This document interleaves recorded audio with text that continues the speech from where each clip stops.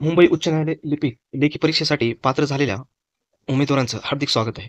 मित्रांनो, आज या व्हिडिओमध्ये आपण पाहणार आहोत नेमकी लिपिक परीक्षा होणार आहे तर कशी होणार आहे, ऑफलाईन आहे की ऑनलाईन आहे किंवा त्याचा सिलेबस काय आहे, संपूर्ण डिटेल्समध्ये आपण माहिती या व्हिडिओमध्ये पाहणार आहोत.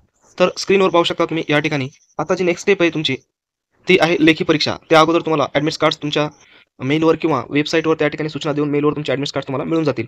आणि त्यानंतर या ठिकाणी पाहू शकता जी काही स्क्रीनिंग टेस्ट आहे मित्रांनो, टोटल आहे 90 गुणांची आहे. फर्स्ट स्टेप आहे ही.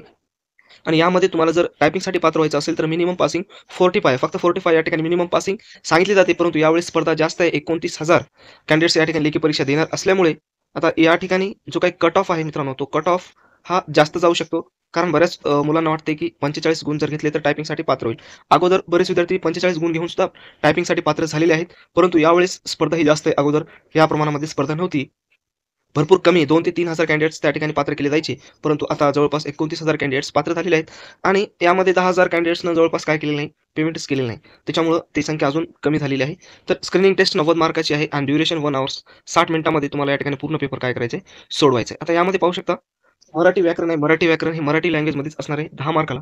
इंग्लिश आहे 20, जनरल नॉलेज आहे 10, जीके सुद्धा इंग्लिशमध्येच असणार आहे. General intelligence 20, arithmetic 20, computer 20. Marathi व्याकरण जर सोडलं तर सर्व या ठिकाणी इंग्लिशमध्ये असणार आहे. त्याच्यामुळे वेळेचा प्रॉब्लेम येते आणि वेळ या ठिकाणी बऱ्याच विद्यार्थ्यांना पुरत नाही.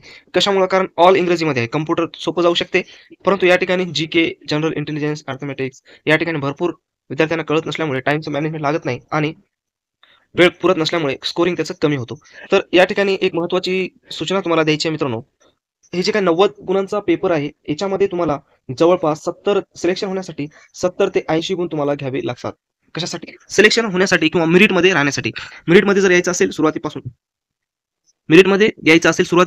तर तुम्हाला सुरुवातीपासूनच व्यवस्थित मेरिटमध्ये राहावं लागणार आहे. म्हणजे लेखी परीक्षेपासून सेफ स्कोर तुमचा असणार आहे 70 ते 80 शेवटपर्यंत सांगत आहे मी. कधीपर्यंत? जरी तुमची मुलाखत थोडीशी इकडं-तिकडं जरी झाली 19-20 तरी त्या ठिकाणी 70 ते 80च्या रेंजमध्ये जर तुम्ही गुण घेतले तर तुमचं सिलेक्शन होण्याचे चान्सेस हे भरपूर असतात. त्याच्यामुळे सेफ स्कोर मी या ठिकाणी तुम्हाला सांगत आहे. आता सेफ स्कोर आहे, परंतु बरंच या ठिकाणी विद्यार्थ्यांना प्रॉब्लेम येत आहे की नेमकं यांची तयारी आपण करायची कशी, कंटेंट मिळवायचं कसं? तर आता काळजी करायची काही आवश्यकता नाही.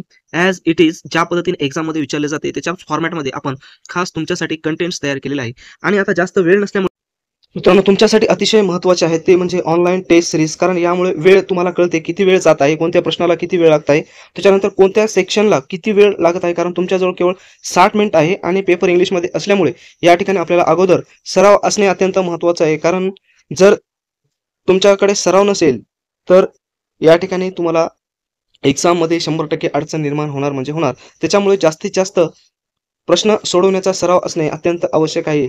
जर तुम्हाला सक्सेस मिळवायचा असेल तर प्रश्नपत्रिका सोडवणं अत्यंत आवश्यक आहे. प्रश्नपत्रिका विदाऊट सोडवल्याच्या नंतर यश मिळणं थोडंसं कठीण आहे. तर या ठिकाणी ऑनलाईन टेस्ट सिरीज आहेत. टोटल 20 टेस्ट सिरीज आहेत मित्रांनो. या ठिकाणी तुम्ही सोडवू शकता आणि स्वतःची तयारी चांगल्या प्रकारे करू शकता.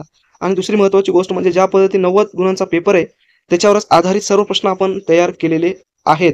9 दुनी 18 म्हणजे 1800 प्रश्न आहेत मित्रांनो. तर 100% या ठिकाणी 70 ते 80 गुणाची तुमची या ठिकाणी तयारी होणार म्हणजे होणार. त्याच पद्धतीनं आता हे ऑनलाईन टेस्ट सिरीज घेतल्याच्या नंतर PDF स्वरूपामध्ये सुद्धा आपण 12 प्रश्नपत्रिका तयार केलेल्या आहेत. हे सुद्धा प्रश्नपत्रिका घ्या, त्याचे प्रिंट काढा आणि ऑफलाईन पद्धतीने देखील तुम्ही सोडवण्याचा प्रयत्न करा. कारण पेपर हा ऑफलाईन होणार आहे. त्याच्यामुळं हे PDF मध्ये असणारा जो कंटेंट आहे तो वेगळा आहे आणि ऑनलाईन टेस्ट सिरीजमध्ये असणारा कंटेंट वेगळा आहे. दोन्ही वेगळे असल्यामुळे दोन्ही तुम्ही घ्या आणि दोन्हीची चांगल्या प्रकारे तयारी करा आणि वेळेचं नियोजन करा.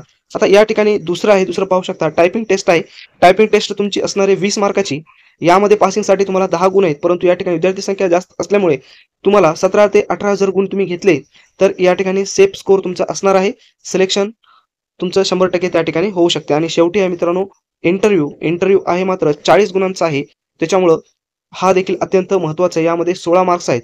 इथं जर तुम्हाला कमी पडायचं नसेल तर तुम्हाला सुरुवातीपासून लेखी परीक्षेपासून सेफ स्कोरमध्ये यावे लागेल. टायपिंगमध्ये सेफ स्कोर यावे लागेल. त्याच्यानंतर इंटरव्ह्यू तर तुमच्या हातामध्ये नाही, परंतु लेखी परीक्षा तुमच्या हातामध्ये आहे. टायपिंगची परीक्षा तुमच्या हातामध्ये आहे. तुम्हाला जेवढे वाटतील तेवढे तुम्ही गुण घेऊ शकता. परंतु इंटरव्ह्यूमध्ये तुमच्या परफॉर्मन्सवर आधारित त्यांच्या हातामध्ये गुण असतात, जे बॉडी असते इंटरव्ह्यू घेणारी. परंतु लेखी परीक्षा टायपिंग तुमच्या हातामध्ये असतात. त्याच्यामुळे तुम्हाला व्यवस्थित त्या ठिकाणी तयारी करून गुण घ्यावे लागणार आहेत.